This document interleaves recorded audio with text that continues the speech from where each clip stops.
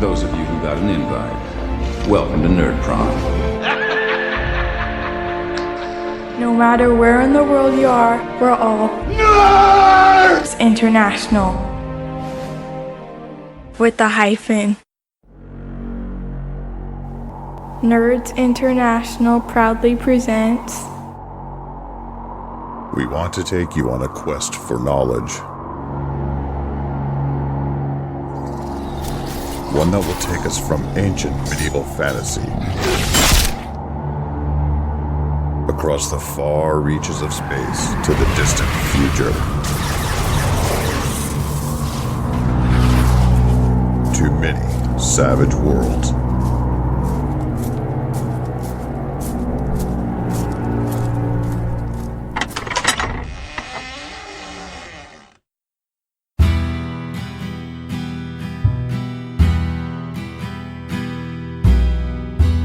Welcome to episode 80 of the Wild Eye Podcast. This is a podcast dedicated to Pinnacle Entertainment Savage Worlds aimed at beginners and veterans alike.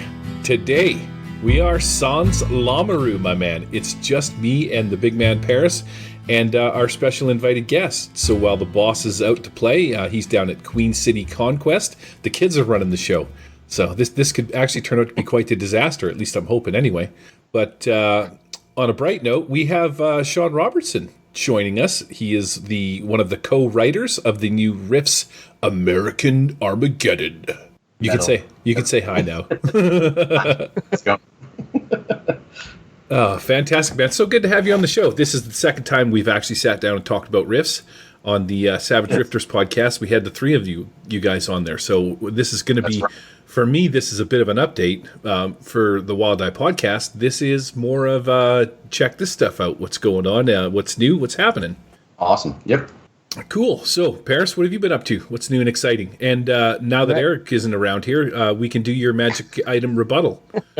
We are not doing a magic item rebuttal. Magic items no longer exist in Savage Worlds. I thought that's where we came down to. Wow. That's it. It's over. I don't know why you got to wimp out. He's not here. You can say whatever you want. Sorry, what was that? I said he's not here, so you can say whatever you want. I edit the podcast but now. Then he'll listen to it, and then he might kick me off the show. I'm not doing that. No. And I have had an awesome week. Managed to set up a game, or the startings of a game, with some friends that I haven't played with. Wow, Simon, one of my oldest friends. I think the last time we played, we had a short stint of it, probably about 6 years ago. But before that, literally decades before we played a game. And the beauty of it, we'd hooked up yesterday, got Fantasy Grounds going, and we're talking through Facebook chat or something. And it was like we hadn't left the table. It was like the way we slotted in, the way we were talking, sharing stories.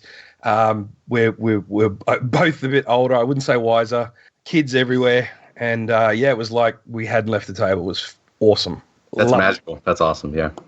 I really like that too when that happens. I get together every once in a while. You know, when you get older like us old grognards, we got kids. All my friends are having kids. I don't know what's going on. They're all pushing 50 and pumping out kids.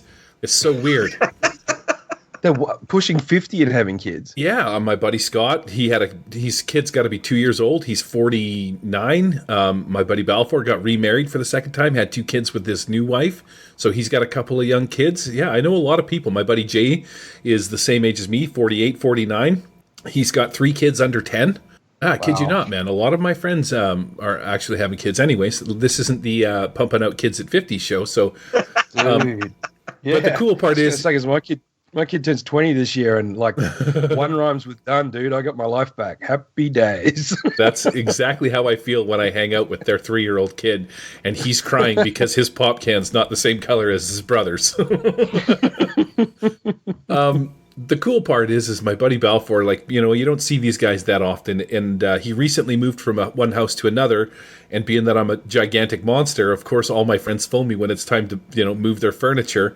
So I got to hang out with him for the entirety of the day, and it was just amazing.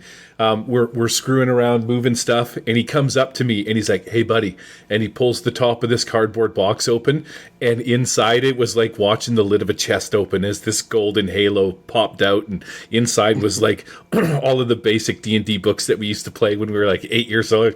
And he looks at me, and he's like, he gives me that, yeah, kind of like head nod up and down, right? And I'm like, leave that out so we can go through that, man. Awesome. He's the guy that actually got me into playing Dungeons and Dragons when I was 8, man. We had so many stupid arguments about keeping the Borderlands and stuff when I was a kid with this guy. You know, how far does light go? How much is money, coins worth? How much do they weigh? And just dumb things like, that made RPGs back in the day friggin' wicked to play.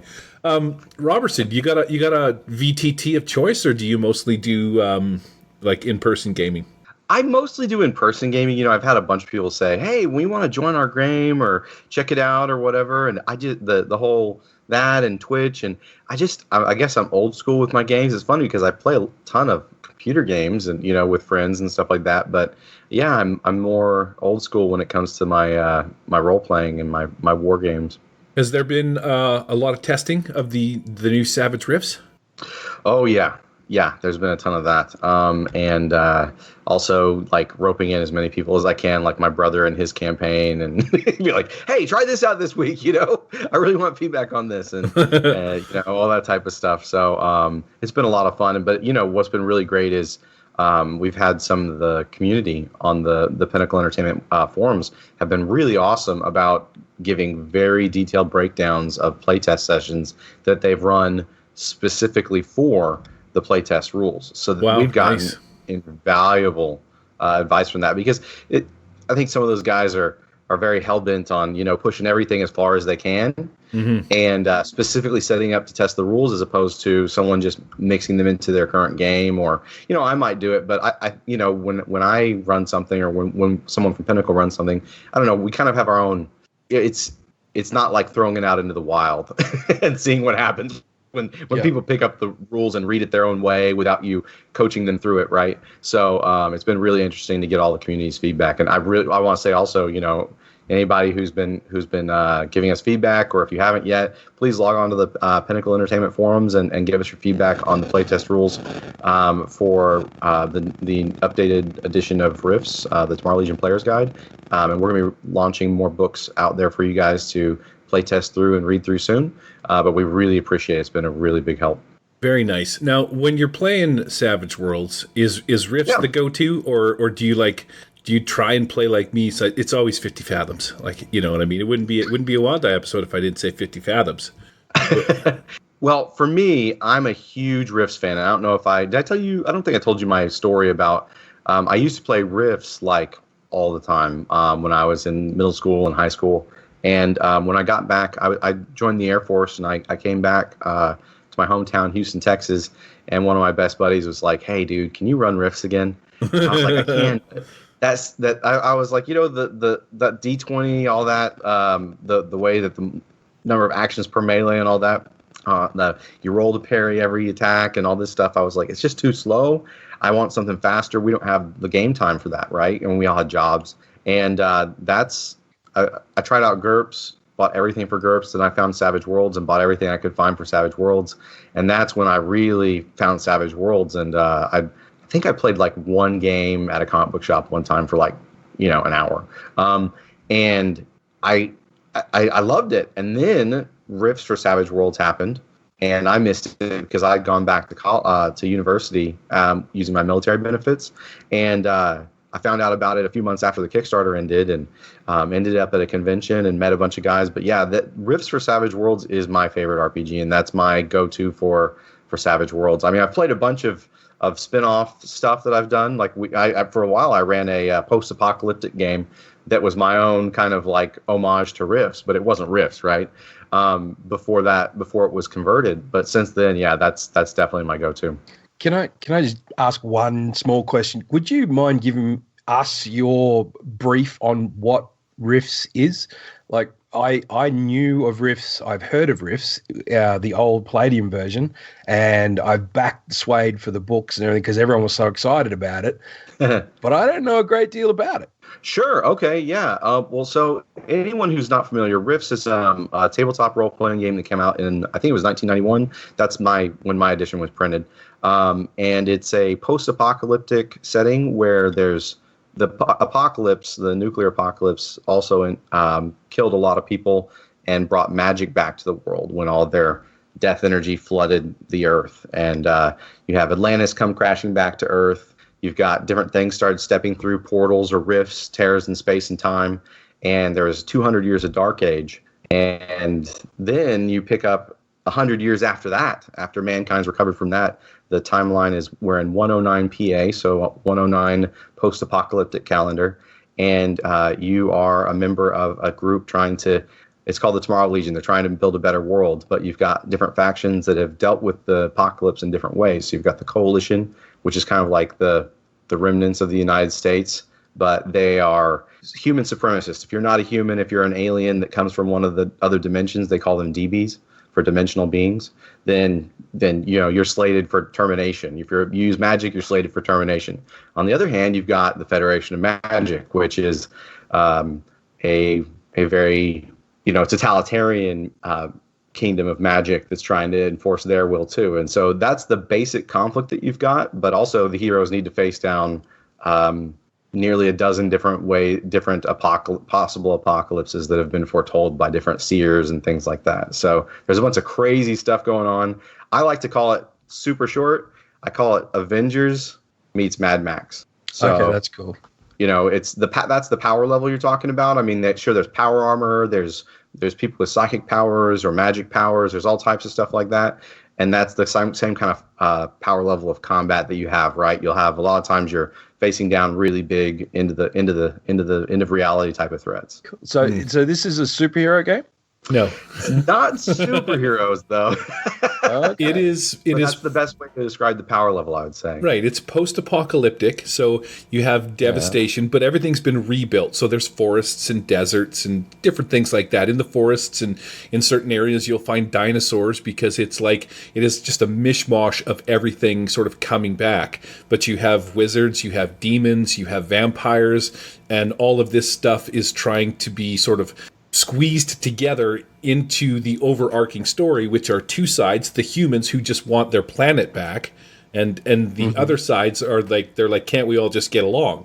And they fight each other, and then they also fight all of these other problems. But then you've got with the rifts themselves are just sort of magical portals from other worlds, so anything can come in. You could have a guy from Deadlands come in and slap Mars on him, which is I don't remember what the acronym stands for. Yeah, it's mercenaries, adventurers, rogues, scouts, I believe. Yeah. Right? And so you just take your character from Deadlands, you apply the rules, which is this Mars setting, you put it over top of him, and that brings his power level up to the Rift's power level, and then you can adventure with that character. So he can literally get torn out of Deadlands, and he can show up with a 6-gun, and you just change him a little bit, and now he's playing Rifts. One of the big differences for Rifts between Rifts and your normal Savage Worlds fare is that they do have what are called iconic frameworks, and I think they're a really ingenious invention of the initial design team. And so basically, it's kind of like a character class in that it gives you a bunch of stuff to start with, and they limit your character's progression with specific hindrances, like you can't take this arcane background, or you can't do that, right? You can't use cybernetics or something. But in general, it boosts up the power level of starting characters.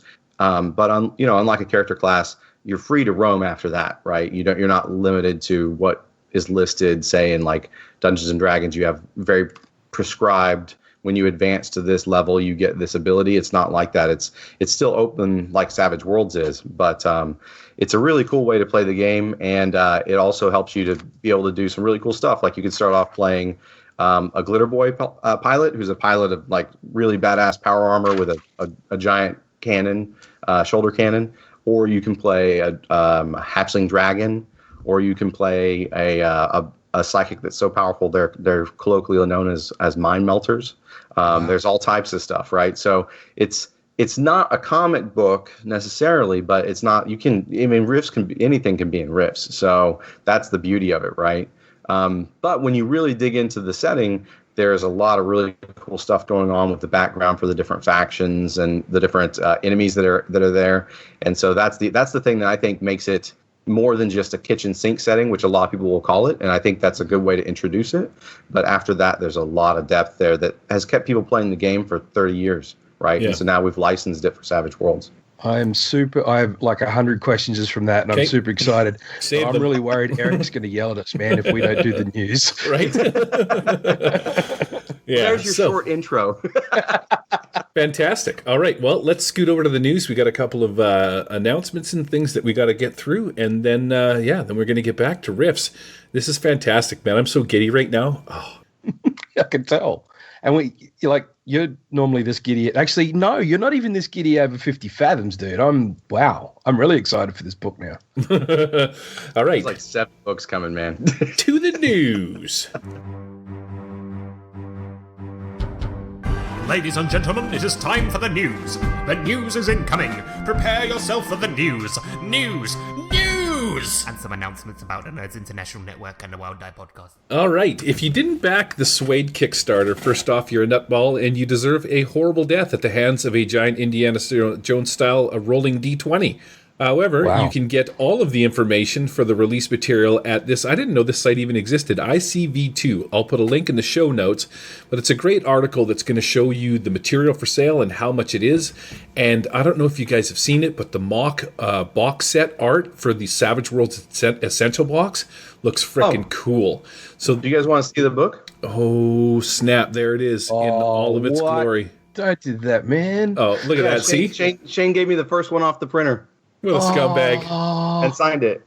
I hate you so much right now. The book looks great in person. I'm just going to tell you, it looks amazing.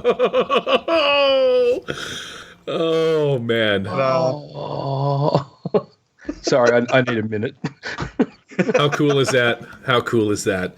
Congrats to Mark Yellowlees, the winner of the European Doomtown Marshall event. Not really Savage Worlds related, but Doomtown is a card game that Peg puts out, and it's based on Deadlands. I play this really cool game that is nothing to do with an RPG, this card game called Bang. And if you've never played it, check it out. It is super cool. Also, currently live on Kickstarter, we got the new Savage Worlds setting, Guardians of Umbra. Play as Valkyrie, revenants, and other creatures returned from myth and folklore, take on mecha-Nazis, Tesla-powered madmen, and other savage creatures in this Tesla-punk World War II setting. Guardians of Umbra contains new races, antagonists, hazards, traps, and everything else you could need to run adventures in Umbra on Earth during this chaotic and bloody war. The first stretch goal containing a one-sheet by the wonderful... I love that part every time. Eric Lamoureux. It has been unlocked, and there is more to come, including a Mac Pack, a one sheet by Charles White, and they've recently added an adventure deck as like one of the stretch goals. So that's actually pretty sweet. If you do anything today, go check out the Kickstarter and look at Eric's beautiful image. I don't know if you guys have seen this or not, but it's Eric in his suit. And then once you see that stupid picture, cut it out, throw it in your dartboard, grab some beers, and throw darts at his jerk face. See? Dude. At least one of us has the cojones to say a bad thing about the guy when he's not around, right?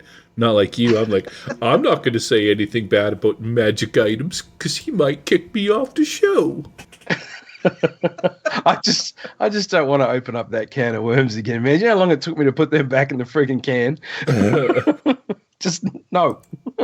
All right. What else we got? Bullets over Frisco Bay. This is a pay-what-you-want product, and the proceeds go to helping Genu Gamer, which is run by this really cool dude. Actually, he's here, Paris Conte, who helps kids deal with real-life issues through role-playing games. I think that sort of summed it up better than I did earlier, right, Paris? It did. And I just, for those that have already bought it, a huge thank you. The funds that we're getting from that, the money's I've been taking it's being used to buy other product off drive-through RPG that I then use to facilitate more games. So thank you so much. I got some great material I couldn't afford before, which is really, really cool. The kids get to play with it this week, so I'm looking forward to that. Yeah, you were telling me something about a mobile thing that you're putting together. What's that all about? Yeah,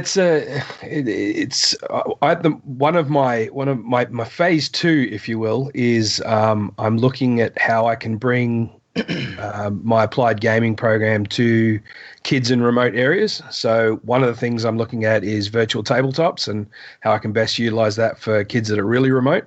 But also there are youngsters that can't get into Geelong, the city that I'm in, or Melbourne, which is the big city. So I'm looking to build a mobile games room as a giant trailer, and I will hopefully be able to tow that around Victoria and maybe the rest of Australia, who knows, and be able to take gaming to kids that have never normally get a chance to get to it. So that's my next phase. I'm in the process. I've actually got the plans drawn up. I'm now in the process of looking at how I'm going to fund it. And as that goes along, I'll let you know. Oh, cool. When my kid was just young and I started getting him into role-playing games, I found an old van in a dump that said free candy on the side of it. And I'm like, $100 for this van? I'm going to go buy it. And then me and my kid, we rolled around the school neighborhoods and stuff like that with our free candy van and tried to get kids to hop in. And yeah, it didn't really go over too well. Kind of a bad idea, all things said and done. But that bit's getting cut, yeah. Just the look on your face when I said free candy van was well worth that stupid joke. The Wild Die podcast does not endorse anyone taking free candy and jumping into vans. Children, don't do that. Steer clear. Don't listen to Garrick. Full stop. Listen to kids. Don't listen to Garrick. Just turn it off now. Last thing on the list, man. Heroic Maps has a sale on their stuff currently, man. If you're into online role playing like I am, there is some sweet stuff there. I think I spent about $70, but that's American, so that works out to like 150 Canadian on maps today, because they're all like $1.50 for different things, and their maps are actually pretty sweet. I don't know if you've seen them. Heroic Maps make some really nice stuff. Yeah, about 3,500 Australian or something. I am exaggerating just a little bit, but yeah. Well, it's probably pretty close to that. How much does a hot dog cost down there? That's all I need to know. A hot dog? Yeah. $7. Wow. Where we get the hot dog? It depends on what sort of hot dog you're talking. Like if you're talking about like a microwavable hot dog from 7-Eleven, I think it's, I don't know, $3.50 or something. But if I go to like a hot dog, we don't have hot dog stands here in Australia, unfortunately. But funnily enough, we have to go to an ice cream shop to get a hot dog here. Go figure. And yeah, they're about $7.50, I suppose. Seriously, got to move to Australia just to see that. I am coming down there to see hot dogs in an ice cream shop. Yeah, man. Yeah, we get our hot dogs that we can. You guys do it's it like right. Hot dogs aren't popular enough that they get their own. And we don't have street vendors like you guys do. Like we have food trucks, that's taken off pretty big, but we don't have like that dude that stands on the corner and goes, "Do you want a hot dog?" You know, and out of his little, I don't know what it is, little trolley or whatever. We have like, I don't know, health departments and shit here. I don't know. That guy in Canada is called Mr. Tube Steak, and those suckers are like $5 a piece. But when you come out of the nightclub at 2:00 in the morning and Mr. Tube Steak standing there, it's like opening the door from the cesspool of beer, puke, and barf and all sorts of. Yeah. And then it's like the golden light again, like the treasure chest thing, and there's the Tube Steak guy. Yeah, here in Australia, like I haven't done this for a long time, obviously, but when you stumble out of that nightclub and you are 3 sheets to the wind, you go looking for a kebab shop here. That's what I don't know if kebabs are the same. It's I think you might call them a gyro or a souvlaki or something like that. But anyway, it's a Middle Eastern thing, and it's all meat and salads and stuff wrapped up in a flatbread, and then it's toasted. Oh, we call that a kebab. We've got it. I think it's way more common in like Europe, and I guess that. Yeah, well, that is our go-to drunk person food here. Yeah. They would be called gyros or gyros or something like that, because in at least where I'm from in Vancouver, we don't have kebabs, we have kebabs, and a kebab is basically like meat and vegetables on a skewer, and you put it on your barbecue. Yeah, that's the official term for it, but we Australians, we're pretty simple folk, and like we just lump everything in together in one sort of, it's Middle Eastern food, everything's a kebab. I'm gonna edit out the part where you said folk and just put so that it says we're pretty simple. Anyways, okay. We call them euros here, but yeah. Euros. Okay. Nice. All right. And so that looks like that's it, man. Important Savage Worlds news. Nerds International Wild Die announcements done. I think Sure, you don't want to delay the listeners from hearing about Savage Worlds riffs with more food talk? I mean, we could. It's up to We you. could. I'm here to serve. So the needs of the community. if you had to go to Subway, and Subway was like, if we were talking about this because I just came back from Subway with my daughter. So while we were eating our subs, I'm like, I think I could die or not die, but if there was no restaurants left, it would be Subway that I would choose. I think I could live in a Subway. I'm just saying. I don't think I could live in. Really? Yeah, like Man, if it was Subway here sucks. if it was McDonald's, telling you. Just one more note on Australia. We are the only nation on the planet that eats the animals on its flag. And it's saying. dead, right? And it's children. What? No, kangaroos and emus. Oh, emu's good. Yep. Did you guys probably didn't know this, but this podcast is so taking a turn for the worse, and I'm leaving this in. My dad, when I was 20, actually had an emu farm. We raised them For oil? for oil, for feathers, for meat, eggs, you name it. One How'd you get egg. emus? Back in, when I was 28 years ago, they were like a thing. Farming emus around here became a thing. And my dad got a mating pair from France for, I think something like 12 grand or something like that. And How then, did emus get to France? I don't know. And then he brought them over and we bred them. And he had this like $15,000 incubator that would hold the eggs, and you could adjust the humidity and the temperature, and it would rotate them back and forth. And we had baby emus. Yeah, we raised them. Dude. We did that for quite a few I know years. emus can form armies, but they can't fly. So I don't know how they got to France. They are the creepiest bloody bird on the planet, man. Like anytime somebody throws like a bird like that, a bird of prey, into a role-playing game, whew, see how I put RPGs in here?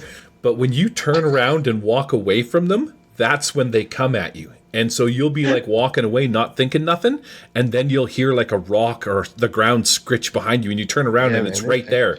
And then you walk towards it, and it takes off, but as soon as you turn around and walk away, it's right behind you.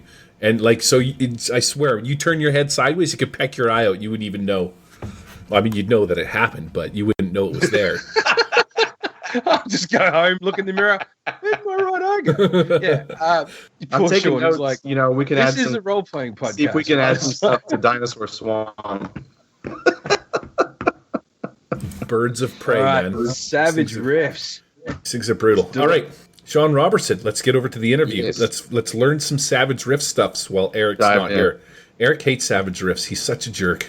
Does he? He doesn't Yeah. hate savage riffs. He thinks it's he always compares it to the game that's just like kids that want to play with their like GI Joes, something like that. I'm probably misquoting him, but screw that guy. He ain't here.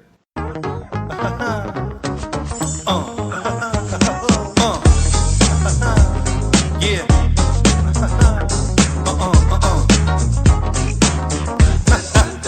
You're listening to the Wild Die Podcast. You're listening to the Wild Die Podcast. You're listening to the Wild Die Podcast. You're listening to the Wild Die Podcast. Listen to the Wild Die Podcast. Listen to the Wild Die Podcast. Listen to the Wild Die Podcast. Listen to the Wild Die Podcast.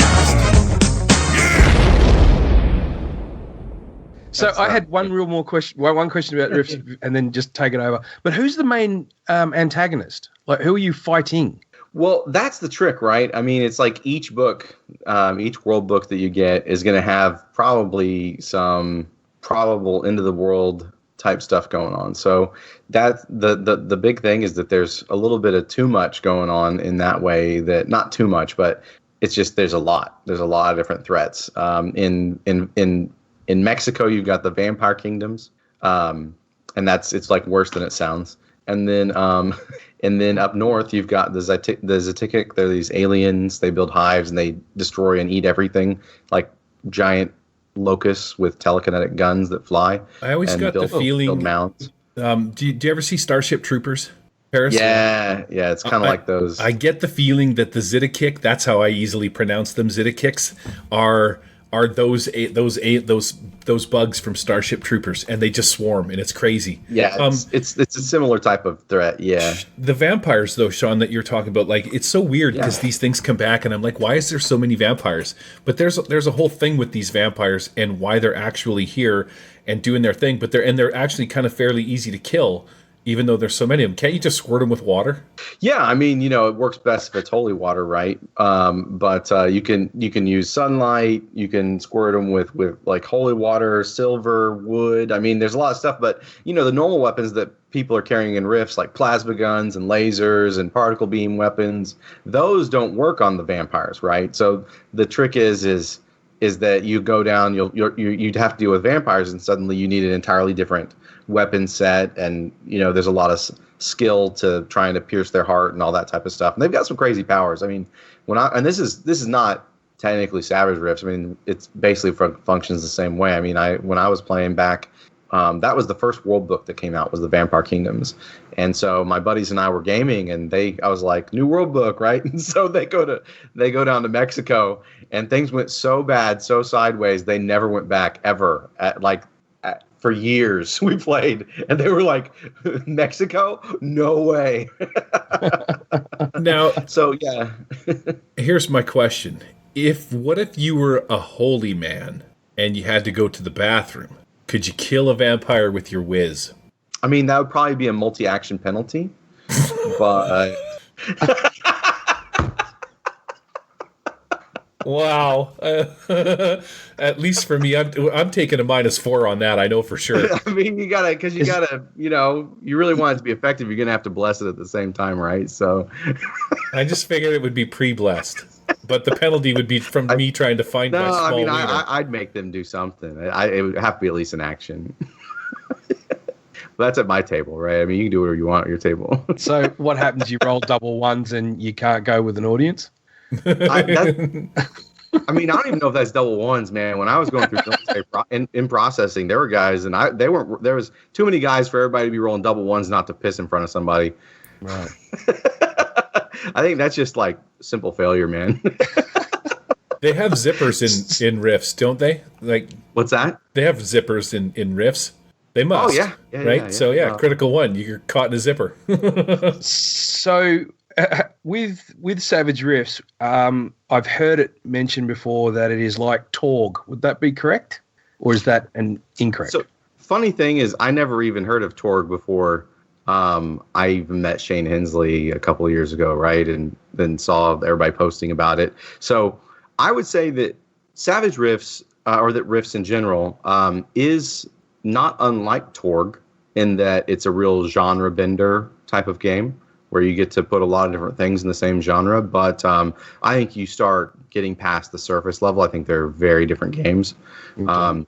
Whereas Torg is a lot about dimensions themselves invading each other. Stealing the possibilities of Earth. Yeah. Right.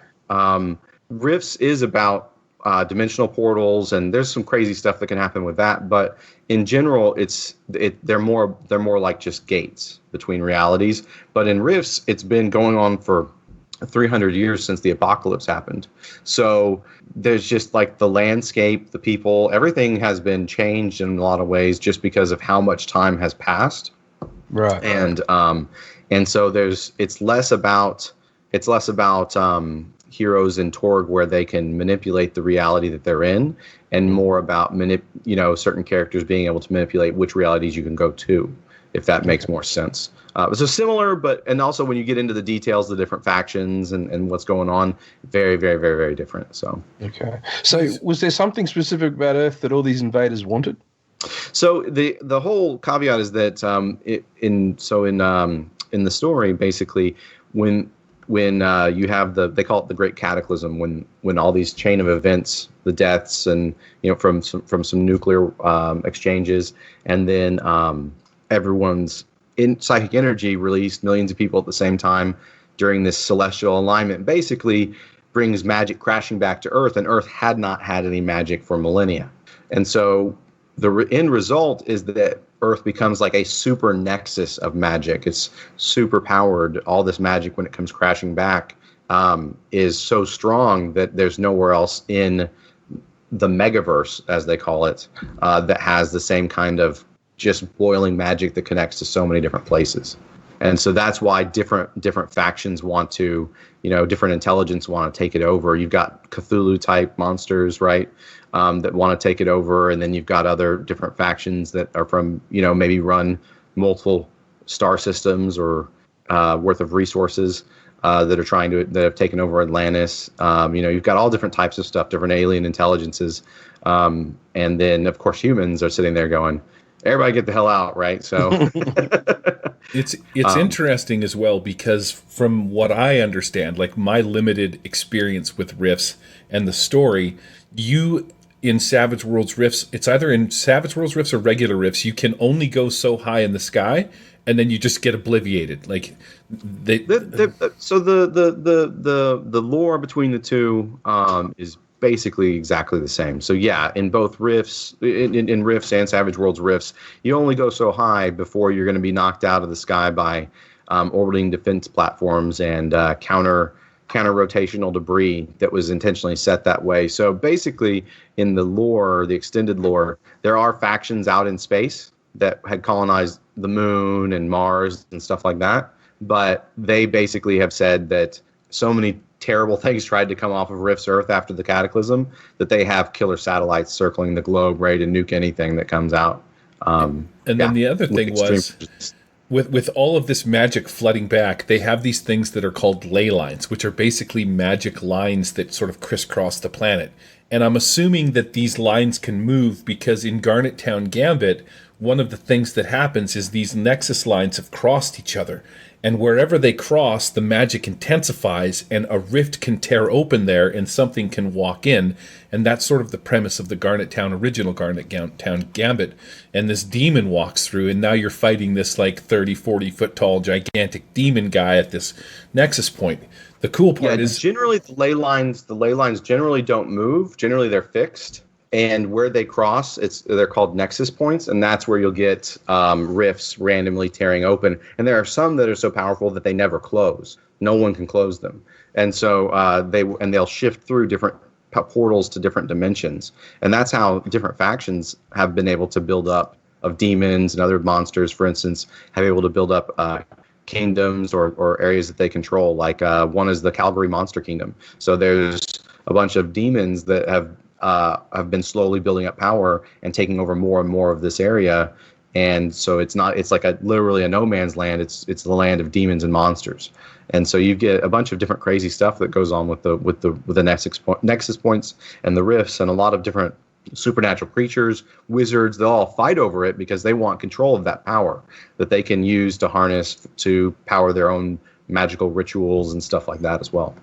Never mind, just eat your face. Right. Well, right? But even good wizards, right, or evil, even just human wizards want to take over these sites of power, the nexus points, so that they can use the energy that's available there, that peaks at, your normal kind of paranormal times of activity, right? So midnight, or during an eclipse, or a full moon, or get really big when, say, you have like the summer solstice, or I think is it the winter solstice? Anyways, the solstice, the equinox, stuff like that.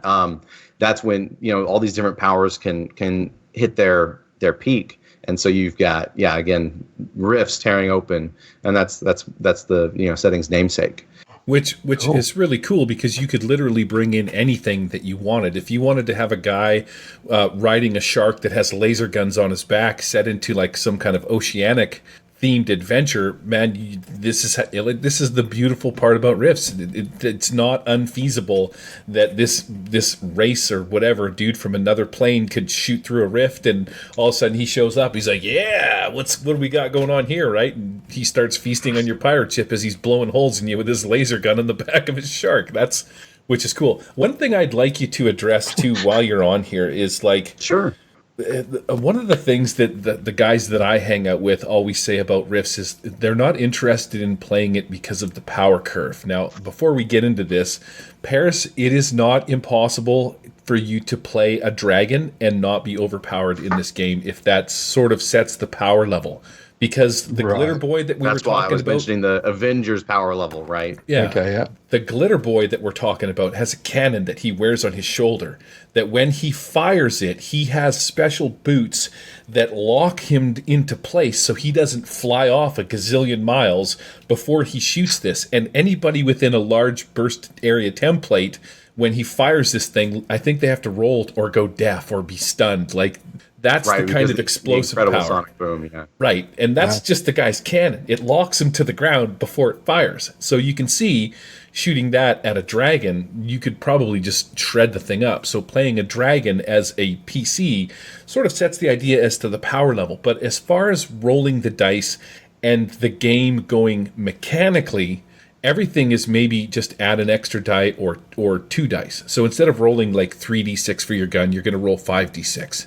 Dragon's Breath, you know what I mean? Instead of being 3d6, LBT or whatever, it's 6d6. It's really not that much of a mechanical jump throughout the... No. Do you know what I'm saying? And I would like you to address that idea, because that's the thing that I hear all the time, and the reason why the people I hang out with don't want to play it, because they just think that it's like learning a whole other game, and it's just not. Yeah, I mean, so there, I will say that, there's two sides. It's a double-edged sword, right? So on one hand, most players, I think, are pretty comfortable with the material in, say, the Sewer Powers Companion, or the Sci-Fi Companion, the Fantasy Companion, the Horror Companion, right? Different Savage World settings, like East Texas University or something like that, right? Rifts basically leverages all of that at the same time. So you're not learning anything new, but you are applying a lot of what I would call a little bit more advanced Savage Worlds concepts at the same time. And I don't think that's necessarily a bad thing. I think it's a lot of fun, and I think because of the emphasis on keeping things fast, fun, and furious, and also we've been doing a lot of work with this on the new edition for the Adventure Edition, right, of Rifts for the Adventure Edition, is making sure that this all goes as smoothly as possible. And so I think that there's a lot that can be said about it's not a new game, right? It's not new rules. A lot of it's just stuff that you're familiar with maybe a different coat of paint, different description. So one of the questions that has been burning for me is, why Savage Worlds? Like, wasn't there a perfectly good Palladium system? Like, why did it need to be Savage Worlds? Or how does the Savage Worlds version make it better? Or are you even allowed to answer that question because of licensing? Well, I mean, I'm sure I can answer it because of licensing, but I am going to be very polite. Let's put it that way. Because there are some people that do not like the Palladium system. And I have to, say, hey, I don't want to badmouth it because I think there's a lot of genius there, especially as I studied game design and game production in university. And when I went back to school, so I have a lot of respect there. I think I see a lot of stuff in there that's really, really awesome. And I think that Kevin Symbieta is an unparalleled storyteller. But a lot of people feel like the Savage Worlds is focused on fast, quick resolution, keeping things as simple as possible. I mean, really simple, down to we work really hard to come up with things that sound, in the end, it's very elegant. You barely notice the difference in a rule, but you may not understand that, different designers and teams were working on this for months trying to figure out something that would be better or faster. And so I think that's the advantage that most fans of Savage Worlds, or even fans that are new to Savage Worlds, right, they come to this and they really enjoy that.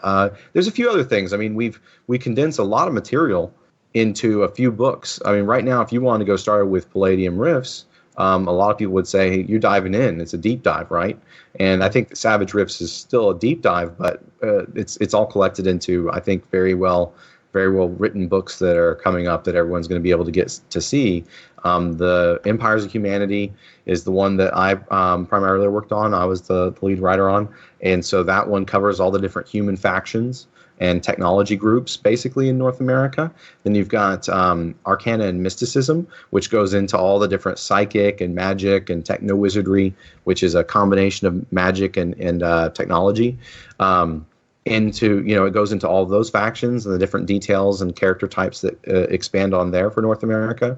And then Blood and Banes goes into the different types of really big threats and some of the darker allies that you might get, the darker hero types that you might get when you're playing through a game in North America. But that's the baseline, and it's I think it's really cool to have all this stuff collected into just a few books.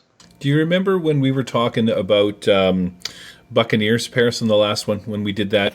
And I was saying that I don't want to read a history book. Like, I really liked what they did with the Buccaneer stuff, with the high water place. I wanted more of that because I don't need all the history stuff, because I did it in school, or if it's going to be a theme in my story, I'll just go look up the history. This is kind of the cool part about Rifts, is that background stuff, because of where Savage Worlds Rifts is starting. It's North America where I live, and it's Earth where I live. I don't need to go read all of this weird, crazy history stuff, and it really doesn't apply anyway because it was all nuked. So for me, I could literally, well, I can't because somebody had the foresight to nuke the western West Coast, yeah. Right, the West coastline off the friggin' map. So where I live is sunk. But is there a Palladium Rifts Australia? Oh yeah. Oh, there's definitely there you go. Rifts and this is the cool part. So you could, without actually even reading the backstory and stuff, just start playing Rifts in Australia. You already know what kind of monsters you have. Soup them up, give them rabid teeth, strap some lasers on them. You're good We to don't go. need to soup up anything here, bro. It's all. Just out of interest, what did happen to Australia? Oh man, it's been a while. I think it's a lot of just crazy down under type stuff with people riding kangaroos and cybernetics, but I don't remember at this point. I'm like so deep in North America stuff right now. And there is. What is there? How many years has it been since I read that book? Yeah, so it's been over a decade since I read that book, so I don't want to totally get it wrong. there's 40 years worth of material, or 30 years worth of material from Kevin C. and BB. Yep. And I'm telling you, man, this guy, he must just, his finger must be a pen, because he's like, there's so much stuff. It's insane that one person could churn out this much. But yeah. Oh yeah, I mean. Yeah, it's crazy. Really, just a master storyteller. I think he's great. I like he's been really that, great to work with too. Yeah, and I like that it's been that there's things like, if you go to Mexico, there's vampires. So right away, that's all you really need to know, is that Mexico's sort of overrun by vampires, and when you go down there, your stories are going to be vampire themed. In the new books, however, you're putting in something with dinosaurs, and I'm not quite sure where they're going to be, but this is cool. So Dinosaur Swamp is actually the southeastern United States. So like Florida, Alabama, all that area just down in the southeastern United States is just full of dinosaurs, and the only humans that really live there are pretty much mutants and barbarians that are trying to live, make a living there, just survive. You don't have your big technology centers or anything in the Dinosaur Swamp area, so it's pretty crazy. It's like our own version of Australia. I was trying to look up. There's a bunch of crazy stuff. So even with for instance, with Africa, you've got the 4 horsemen of the apocalypse are let loose. In Europe, you've got the Gargoyle Kingdom. So there's gargoyles and other demons that have banded together to form an empire, and they're trying to overrun all of humanity. And so the Germans in the New German Republic, they've got these, big giant robots and, high-tech planes and all this stuff and tanks, and they're fighting these empire of demons off on massive, just continuing battlefronts. So no matter where you go, there's just all types of like crazy action. The cover of the Palladium Rifts Australia book is literally this dude with a mohawk with like a spear that is, I don't even know how to explain. He's holding a spear, he's ripped, and he's riding a kangaroo through like the grasslands. That's just a standard Saturday night here, dude. What? Right? That happened just last week. I have a question for you, Paris. Where do you park your kangaroo? Actually, just a side note, kangaroo is the dumbest creature God ever invented. Like, sees moving vehicle, jumps into it. But anyway, You've thrown me now with leaping kangaroos, mutant kangaroos. It'd be good. So, sorry, now I remember it. So, you were talking about bringing in like stuff from Deadlands. So I can bring in a character from any Savage World setting and won't throw the game out. Yeah. So we basically got. This is kind of a theme when it was published with the Palladium books. Is they wanted a setting that you could bring anything from any of their other licensed products in from. So they had a superhero setting, they had Robotech, Teenage Mutant Ninja Turtles, all types of stuff. And so this is a similar kind of theme where you could bring things in, and we've actually got rules for that. It's not in the current playtest version, but it will be soon. So we've actually got rules for, hey, this is if you want to take one of your characters from any other Savage World setting, go ahead and do it. Give them some nice stuff.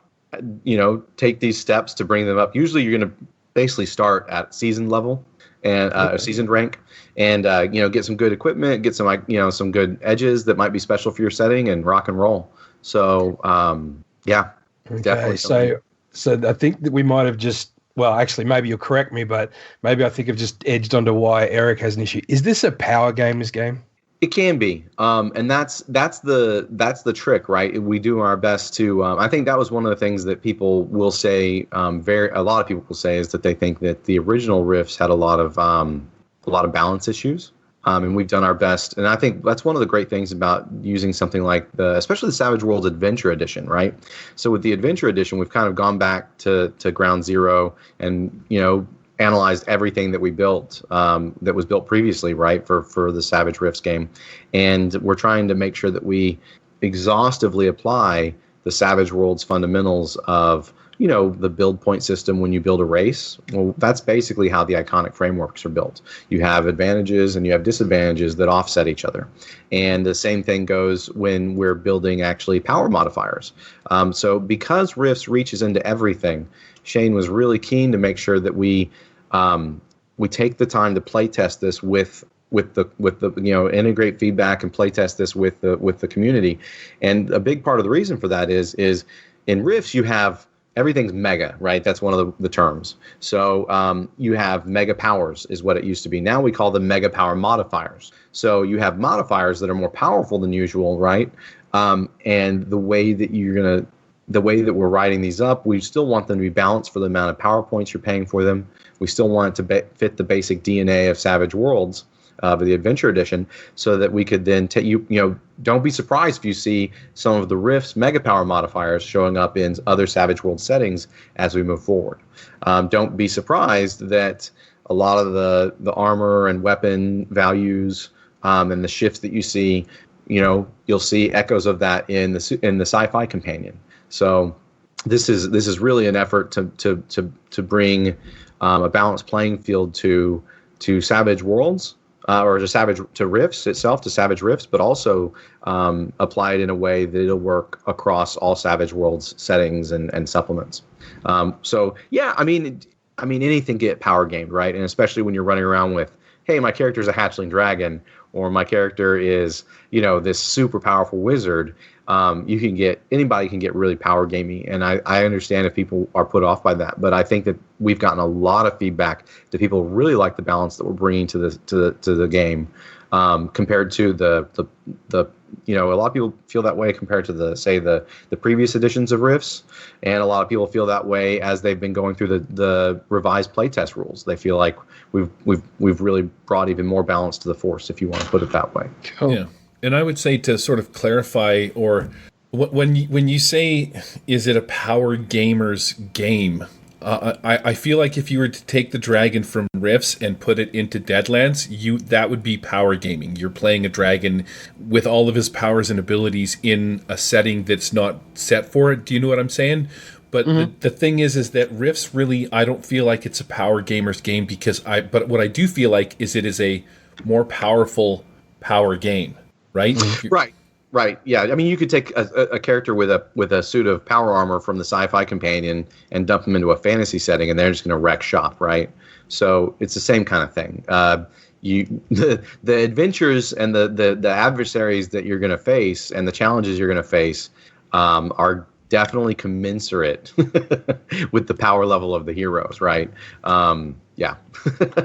Cool. In fact, So- we dialed back. We in this revised edition, we have dialed back the starting power level of heroes a little bit, and I think that's a good thing. And I think because we really want to make sure that we still emphasize one of the core themes of Rifts is.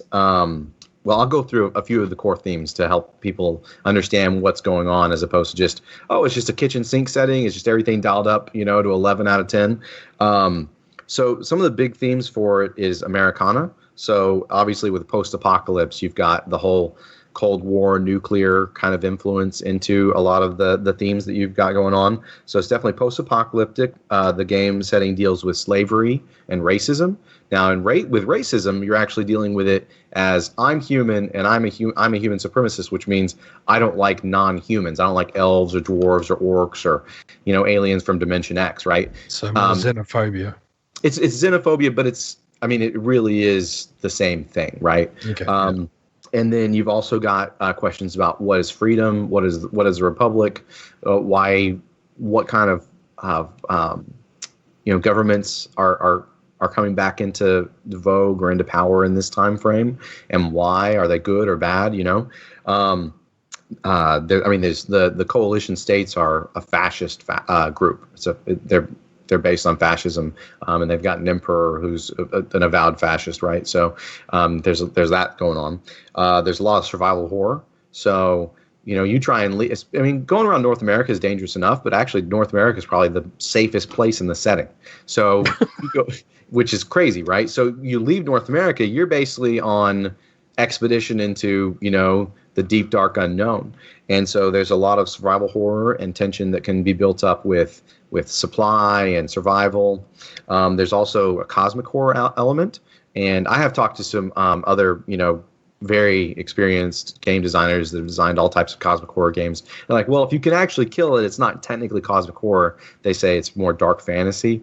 And I mean, sure, that you can face down the Cthulhu type stuff in Rifts, but you're probably going to have a real bad time, right?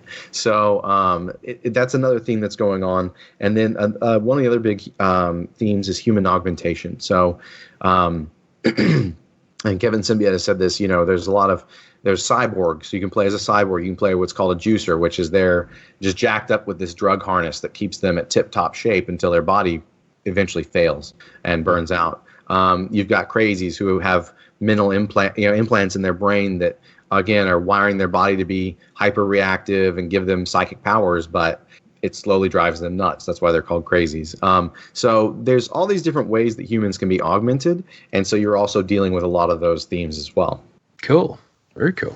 Very cool. I was going to say earlier as well, I got the feeling, Paris, back to the Power Gamers thing, that when you're starting, not new Rifts that we're talking about now, but the original Savage Rifts, when I was looking at the way the characters were built and stuff like that, it seems that everybody starts at seasoned, but they're novice. It's almost like you get 4 advances right out of the gate, if that sort of makes sense.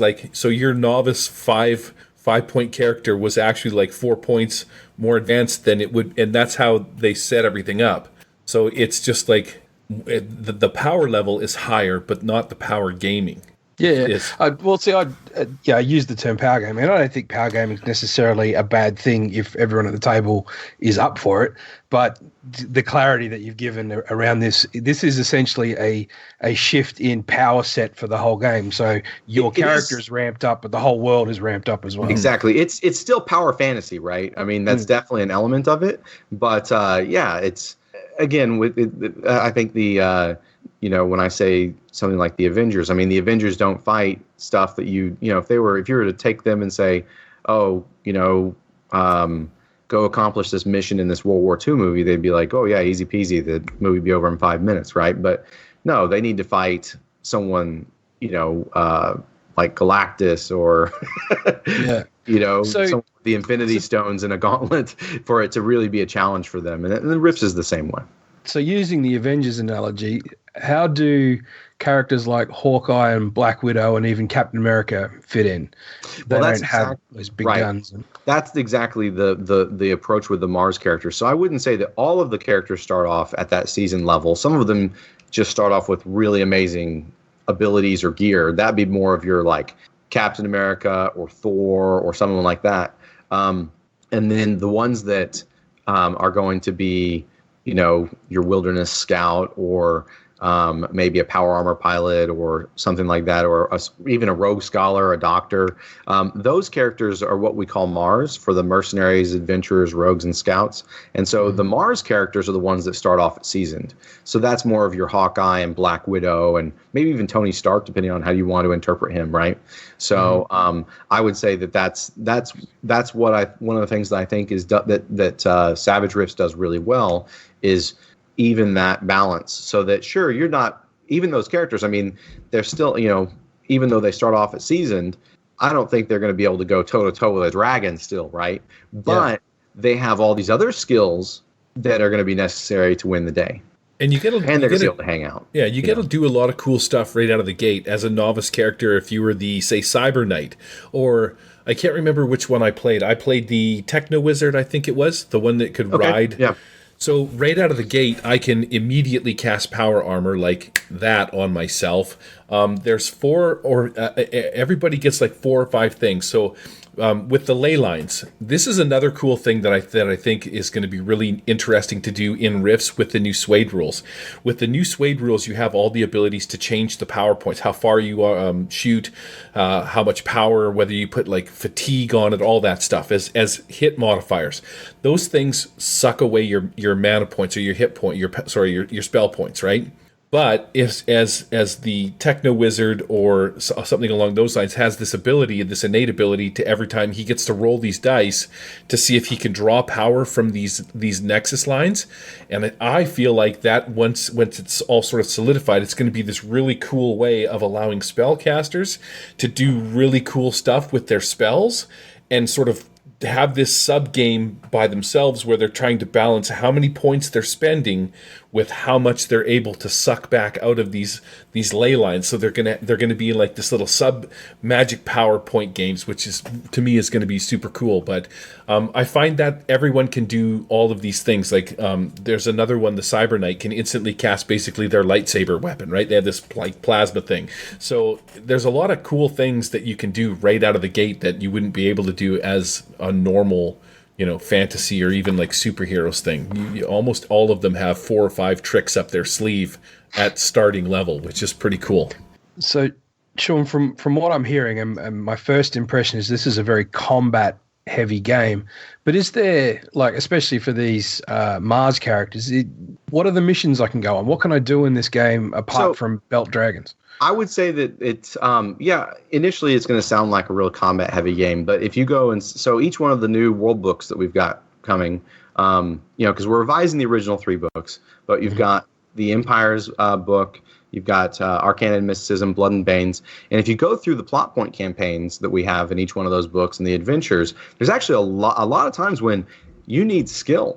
Mm-hmm. Right, and maybe it's psychic skill, maybe it's an arcane skill, maybe it's a scholarly skill, maybe it's tracking, right? Maybe it's survival. But those skills are still extremely important in the setting, and I think that if you try and just send a few power, combat hosses out into a few of these plot point campaigns, they're going to have a hard time, resolving some of the issues or get into some real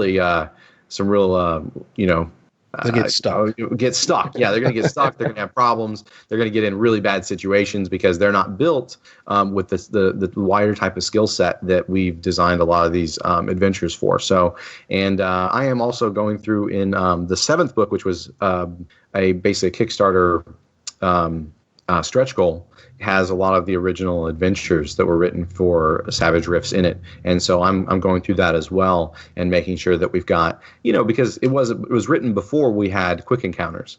It was written before we had a lot of the new stuff that you've got in Adventure Edition of Savage Worlds, and so I'm trying to make sure that where we have opportunities to have those different types of encounters, to make sure that those are in there too. So that, because I think the unique thing is that because Savage Worlds has so many different types of encounters that are not combat focused encounters, you can very elegantly mix that into a campaign or an adventure. And that's what I really like about Savage Rifts. So within these setting books, as a GM, I can look at that material, and if I go, you know what, just to change it up a bit, I want to have a detective style game or a murder mystery game or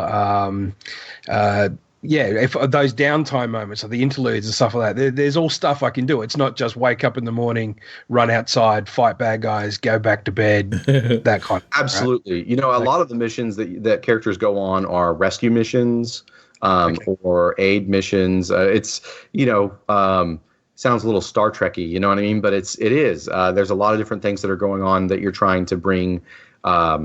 You're trying to bring different things to pass than just let's go murder hobo a bunch of stuff. Which murder hobo can be fun too, but we designed it. We didn't focus on that, right? There's definitely, and I know that the original designers had a real focus on making sure that the adventures weren't focused on just murder, death, kill, right? So awesome. That's one of the things I've enjoyed about it. So I didn't quite get it myself either, Paris, when I first got into Savage Rifts, until I put the books aside and read the first adventure, Garnet Town Gambit.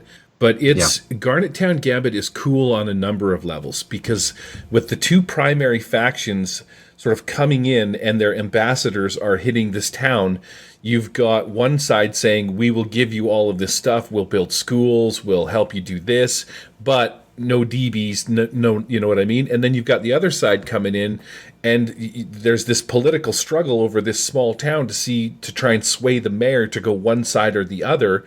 While this is happening, these demons have also come in. No spoilers. These have come in and they've stolen people, or they've taken them for slaves and stuff. So it's like, can you beat the other faction to this place, or can you go investigate, and maybe your investigation will help sway the mayor? And there's also black market stuff you can do, and it leads to like bigger things. Like it's very interesting. It is. And I think Garnet Town Gambit is a great adventure. Actually, Ross Watson and I have gotten together and talked about adventure writing and how a lot of things went down when they were writing a lot of the adventures for the original, Kickstart of Savage Rifts, which I'm sure everyone knows, made buckets of money. I'll interrupt you because I wrote the numbers down because this was all part of my deal. So the original Rifts had 4,238 backers and made 438,000. That's probably Canadian dollars. So you might have to figure. Okay, and so then the Savage Rifts American Armageddon had 2,000 backers and made $230,000. So a combined total of like $680,000 Rifts has made for Savage Worlds. Just on the Kickstarters, I mean, there's been really good sales too. Yes. Of the books after the Kickstarters, right? So Core Suede had 5,000 backers and only made 524,000. So Rifts has made more money for Savage Worlds than the Suede Core did when it came out. These two combined. That's sort of how many people have come into the Savage Worlds hobby through Rifts. In just to sort of give you an idea. But you see the next point here, with this making more money from Rifts Core, if you don't live up to your expectations and you don't deliver a good solid product with this Rifts American Armageddon, this was my question: which country are you going to move to? I'm American. I'm not leaving, man. You're going to put up with it as a country, because that's where I'm staying. Well, we've narrowed it down to fit one of the 50 states. I'll be honest.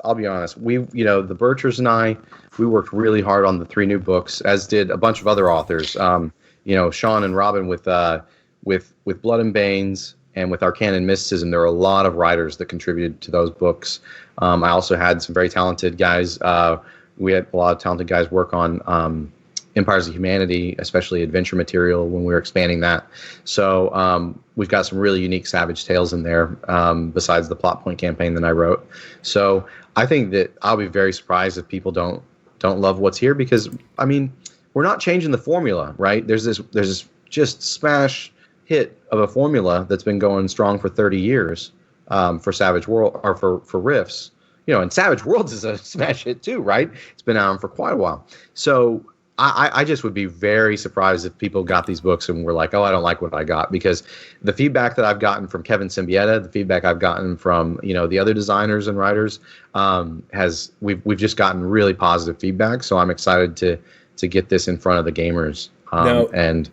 The plot point campaign that you're talking about, there's just one plot point campaign, like 10 adventures ish, or does each individual book have its own individual plot point campaign? Each book has its own plot point campaign. That's what I thought. So.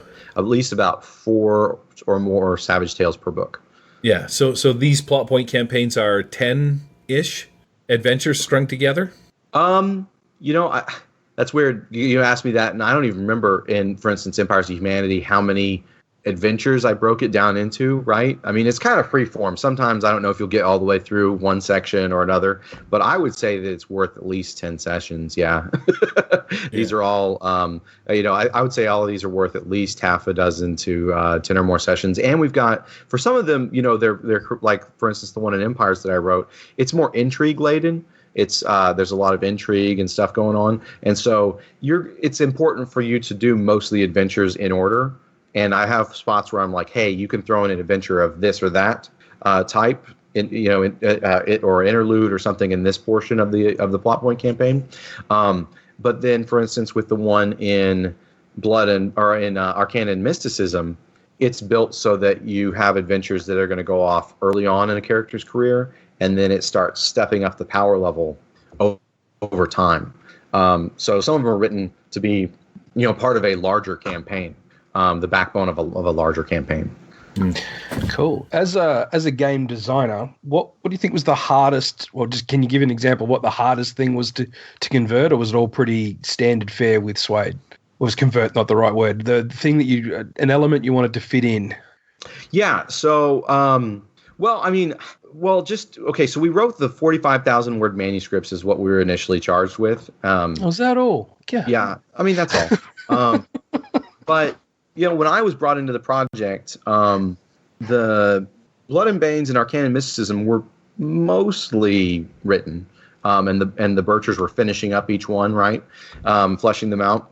But Empires of Humanity, which at the time was just called the Coalition book, because they're a really important faction, but they don't exist in a vacuum, and we decided we wanted to make sure we fit in all of the other major factions that kind of give them their reason to be and that they interact with. But that one was pretty. That one only had like I think 8,000 or 9,000 words written, so so there was a lot of writing to do there. That was hard because that's just a lot, and I was looking at say 20 different world books primarily, I think, while I was going through them, because the when Rifts originally launched, just boom, Rifts, right? The original RPG. It was set in 101 PA. And there's been over 25, 30 years, they've advanced that timeline. And we are setting our game in 109 PA.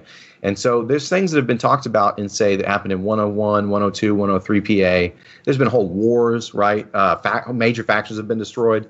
That I had to go in and say, what does this mean? Like, I see this part of the puzzle and this part of the puzzle. And so I actually put together everything the best I could and then took it to Kevin Sembieta and I said, is this right? Because these are the connections I'm making, and some of this seems like it contradicts each other. But this is how I worked it out. Does this work? And we actually had some really great conversations. He actually asked me to send some of my notes to him, and he gave me some notes. Oh, well, this is what we want right here, and so that was really awesome. But it was also really tough. At the same time, on the side of that was the narrative side. When it comes to the mechanical side, we wrote these 45,000 word manuscripts and completed them before we knew that we were going to be converting them to Suede. We didn't know Suede was a thing, right? And so the decision was made, and I know a lot of gamers were like, oh man, we had to wait so long for these books. But the reason is that Shane realized that Suede was coming, and he didn't want to release these new books before Suede had hit. He wanted it to be Suede compatible. And so we ended up expanding the books to 75,000 words each, adding a crap ton, just a metric ton of adventure material and more stuff, and integrating all the new Suede rules. And at first we thought it was going to be, just, a conversion sheet that we'd send out to players, right? And the first one that I sent out after Shane asked me to work on it, and we started realizing how much there was that we needed to get clear, was 70 pages. And eventually, the third version of that I was working on, we decided, you know what, we just need to integrate it into the actual layout files, and get this to the players. So the Tomorrow Legion Player's Guide that everyone that backed the Kickstarter has their hands on right now, the playtest version, is significantly rewritten and reordered. So that's been a monumental task that a lot of different designers for Pinnacle have been helping me out on and coordinating all the work on with me. So that's been a lot of fun, but also really challenging. Awesome.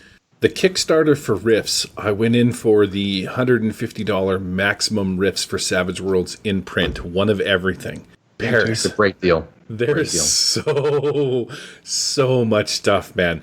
With all of the rewritten books and all of the new books and all of the maps and tokens and the dice and like, oh man, and it's a full box set, which is going to be freaking sweet. Like the bennies, like you just get everything with it. It was such a deal. Like if you didn't get in on it, oh my, you're going to be kicking yourself in the butt. I will say that there's so many things that draw me to Rifts, even though I mostly play 50 Fathoms is again, here we go. But the thing, no, absolutely. The thing that draws me to it is, like 50 Fathoms, I only had to learn a little bit about the world of Charybdis, and I didn't really have to learn everything. I just had to learn about the area that I was going to take or start my adventure in. So if I wanted to start in Brigandy Bay, I just needed to know about that area. And then as we progressed throughout the world, I could read each one sort of as we went. And I feel like that's kind of the sweet part about Rifts. If you get into it now inside of Savage Worlds, you only have to read about North America and the places that are in it if they pertain to where you're going to go inside that world. You don't have to read all of this extra stuff. Now, if they come out with, because there is Rifts, Palladium has done China and Australia, and I know I just finished reading the Canada one. Like there's like 30 or 40 other books that you don't have to read to get into it. So that's one of the sort of the things that draw me into this is I don't have all of this extra stuff I have to read, which was the reason that I didn't get into Rifts way back in the day, is because somebody was like, oh, there's way too much crunch for the Palladium stuff. They're like, you steer clear. You don't want to do it. So I did. But now with Savage Worlds, that's gone. And there's so many reasons to get into it right now. It's fresh, man. It's top notch. It is. It's cool. It's cool to be a part of it. And that's one of the things I really enjoyed while working on the books, is knowing that, hey, I might be having to go through 20 different books of material and maps and all this stuff constantly to try and get this stuff right. But if we get it right, I mean, it's there for me too, right? As a collection of what's going on in the world, that's really awesome. We're also working on updated maps and stuff like that. So, and getting those approved by Kevin. So there's a lot of that where you need to know what you're working on, and you've got very succinct, I think, and very all-inclusive entries in the new world books, the 3 new world books. But the advantage that I think there's still there is someone who really wants to deep dive into a certain town or area or a city or a setting, part of the setting, or a certain class of hero, like, a different iconic framework. All the original Rifts books are still there. The lore is completely compatible. We've worked very hard on that. So you can still, if you want to go dive into Canada, right? If you want to go dive into Texas or New York, which is now called Mad Haven. So you want to go dive into one of these areas, the Palladium material is still there. You've got the rules in the Savage Rifts books, and then you've got even more lore if you want to in the old Palladium books that we literally list them at the beginning of each world book, saying these are the books that we primarily drew from for this book. So I think it's a little bit of the best of both worlds when it comes to that. Very cool. So big 2 really important questions. When do we get our hands on it, and when does Australia Rifts come out? You North American focused people, you. Well, as far as the Australia books, I think those are probably a while off. We've been teasing. We're kind of moving east, so we're gonna hit the Atlantis, which is off the east coast of Americas, Atlantis in the high seas, South America, Britain, Europe. Just kind of It's going the long way. I get it. Yeah. Unfortunately. Well, the West Coast, like has been mentioned, the West Coast of the United States is pretty much a mess, no man's land. So launching an expedition from that direction would be really tough. But as far as when these books, they will chop my hands off if I get ahead of the production side. But we are cranking through them as fast as we can. And I think that we very soon we expect to be releasing one of the world books for playtest or review. So we do want to make sure that we put out as quality a product as possible.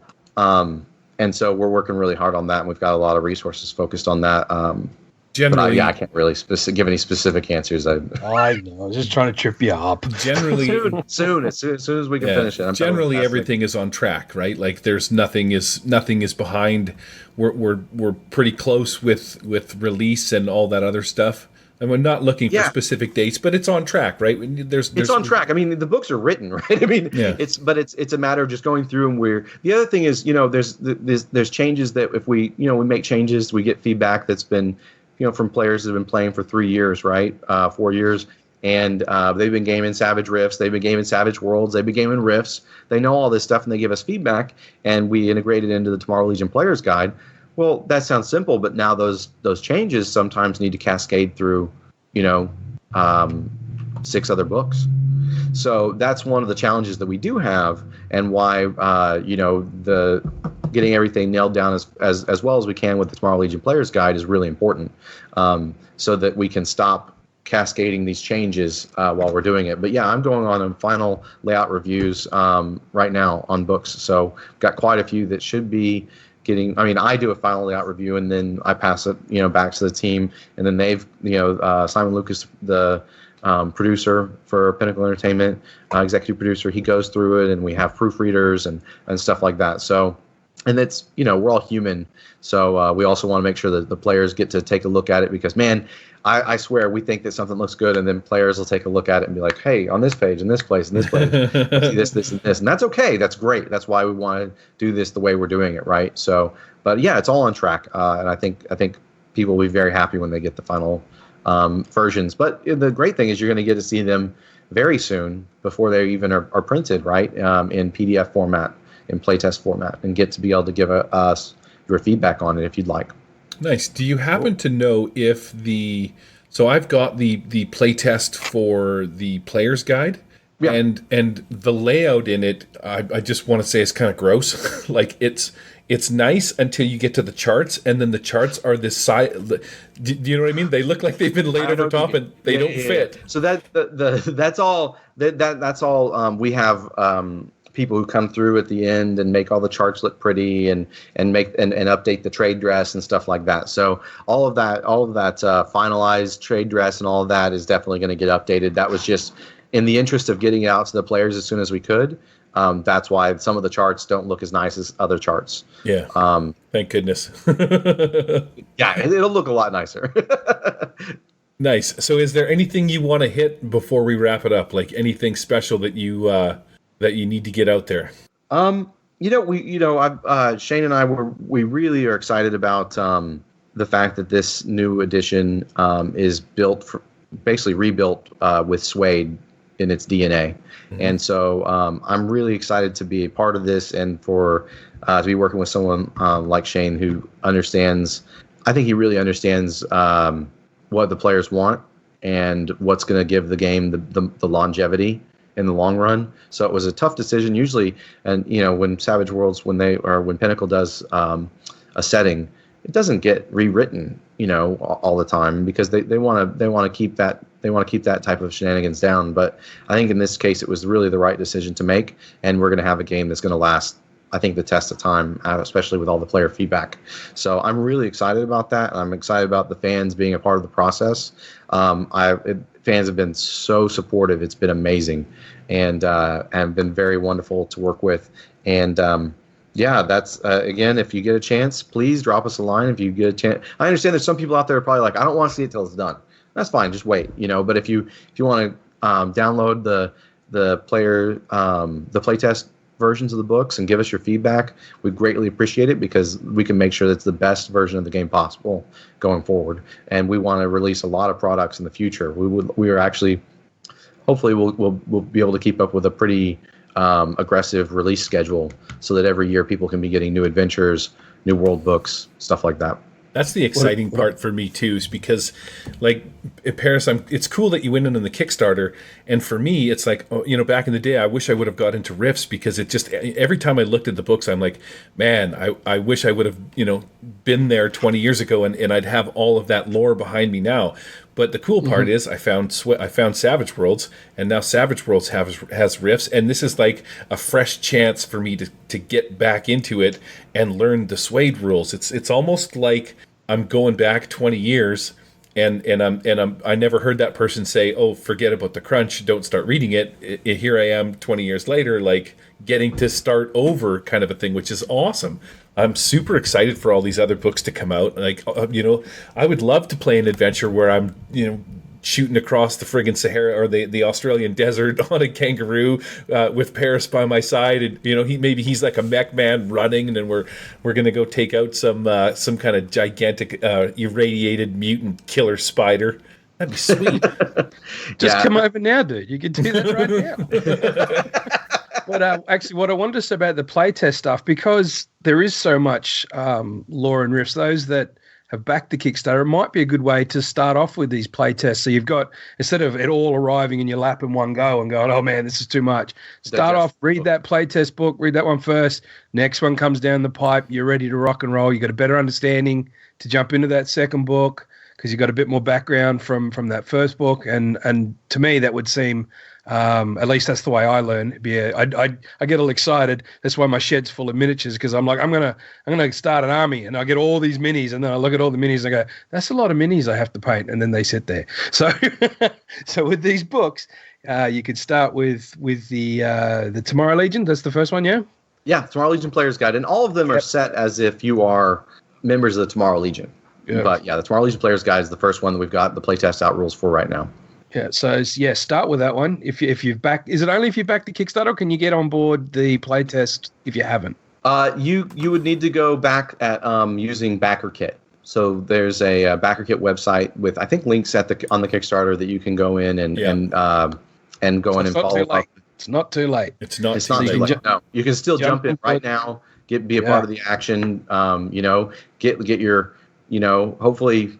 You'd be downloading your copy of Suede, download your copy of the Tomorrow Legion Player's Guide, right? And you can still get copies of the old books right now, like, say, the Game Master's Handbook or the Savage Foes of North America, which is like the bestiary, right? And then get rolling, right? And very soon you should have one of the world books to teeth on as well. Yeah, which is going to be fantastic. So essentially, we started off in North America. This American Armageddon that you guys are coming out with is just sort of like a solidification of what is happening in North America, and then we got to start breaking off into other places. Like, let's find out what's going on in Russia or China or Australia or Canada. Well, Canada's part of North America, so it's already in there. So never mind that. I always feel like Canada is in there now. Yeah, we wanted to cap off North America. That doesn't mean that that's going to be the end of North American content. We've got a lot of requests from players for more plot point campaigns and like city maps and things like that set in North America. So we are looking at doing really cool adventure content for that as we continue to branch out across the globe with further world books.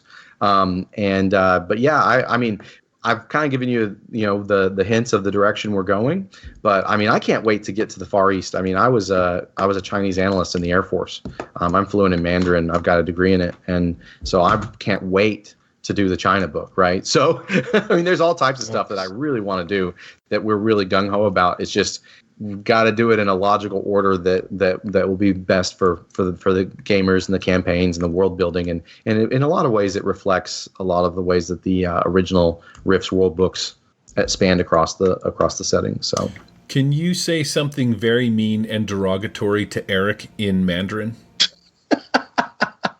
Really? Like, you want me to be derogatory? Like, just like really rude? Call him a French poutine-eating piece of Peking duck poo.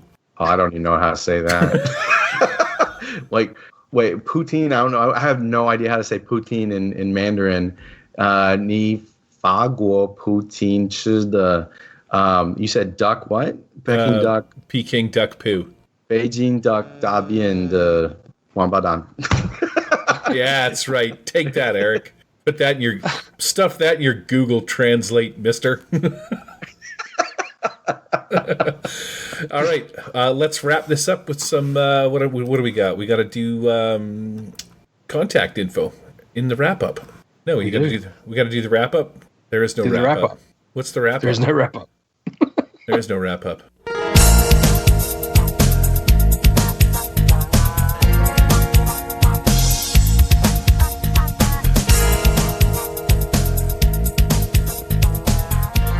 Contact info. If you want to get a hold of us, you can email us at thewildeye@gmail.com.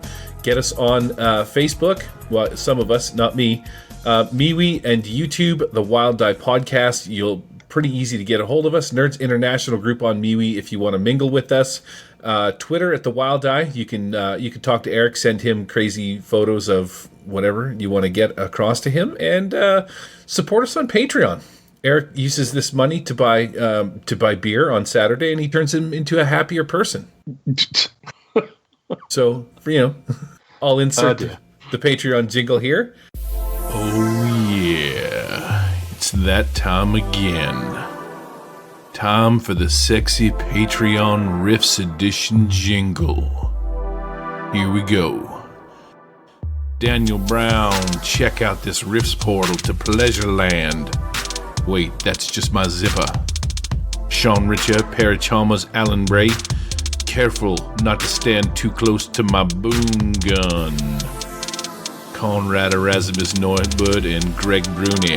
What do you think of this funky pink vibro sort of love?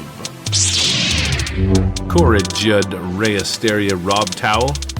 Sorry for installing those sexy slave mind drive chips. Get well soon.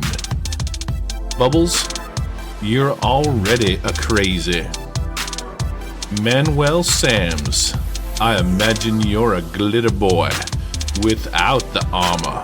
Sparkle. Matt Stock and Pure Mongrel, luckily you're not psychic and can't read my mind. Oh yeah. Stefan Dragonspawn, Daryl Cartier, I got your DBs right here. Boing. Zovia's RPG maps. Let's go for a ride on the ley line of love. Naked. Frank Turfler Jr., if we created Dog Boy characters together, would we sniff each other's butts to say hello? I would.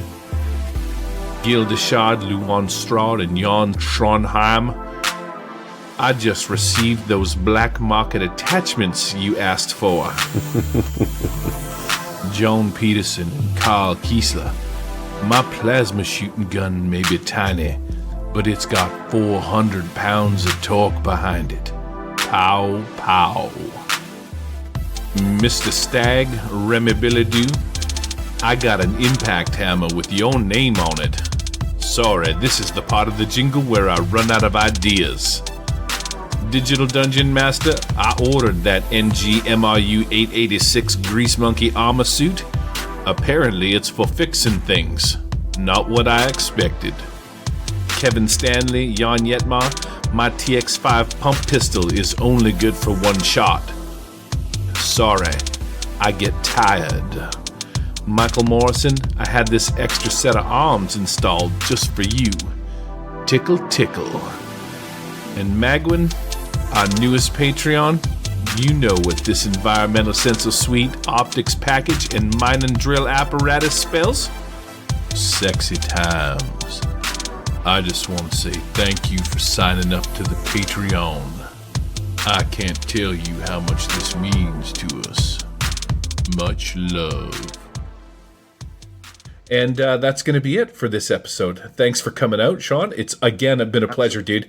I so want to play games with you. It's like, when somebody totally knows their stuff, they're the perfect person to be the dungeon master. And me being a star player, I don't know if you've seen me in such films as The Fighting Ravens or other things like that, but I played a pretty kick-ass cheerleader in that thing, I'm just saying. Oh, an ETU? Okay, so if Ed likes you, I like you. There was a time when we had John Goff come and run a Deadlands Noir game for us, and I heard him on another interview referencing something that I did. I wanted to start this car, hop in it, drive it through the side of the building, sort of sideways style, and then shoot out the window at these zombies. He's like, yeah, that's going to be a minus 16 modifier to your roll, and I'm like, bring it on. So at some time later, he was talking about this idiot that had done this stupid move and was rolling minus 16 modifiers, but it's like, it's the beauty of Savage Worlds, man. You can do things like that. It is. It is. Did you make the roll? Well, I had 4 bennies, so I got to re-roll it. And I think out of all of the stuff that I was trying to do, I might have hit a couple of them. I think I might have even critically failed and killed somebody else by accident too. But who's keeping track of these little minority things, right? Yeah. So I don't think we have any new patrons. Eric would know that, and he's not here, so screw him once again. He's at Queen City Con, by the way, hanging out with Stephen Dragonspawn and Daryl Cartier. And that's it. We're done. Signing off. Yeah, so while Eric was down at the Queen City Con, I phoned Eric's mom and had her come on and do a nice little sign-off for Eric I thought was very sweet. Here it is. Oh, hi, everybody. This is Eric's mom saying that when Eric was a little boy, he liked to play Savage Worlds in his favorite chair. He called that chair alone, as in by himself, in the corner. I love you, Sonny. This is Paris saying, if you want to go on the Savage Riffs live tour, come and see me down here in Australia. Nice, Sean. What do you got for us? Hey, I appreciate everyone back in the project, and if you haven't, check us out. You can hit us up on Kickstarter, American Armageddon. Nice. It'd be great to have more people jumping in on this. Yeah, for sure. More people to play with. This is Gary saying, keep your pants on, keep it fun. Thanks, everybody. We're out.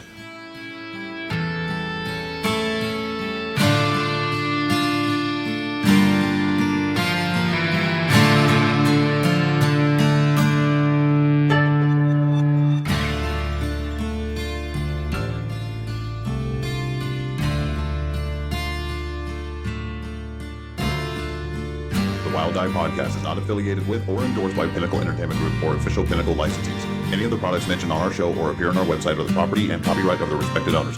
All music and artwork is used with permission of Pinnacle Entertainment Group. All items are used under fair use and educational and review purposes. All other items are the intellectual property of the Wild Die Podcast.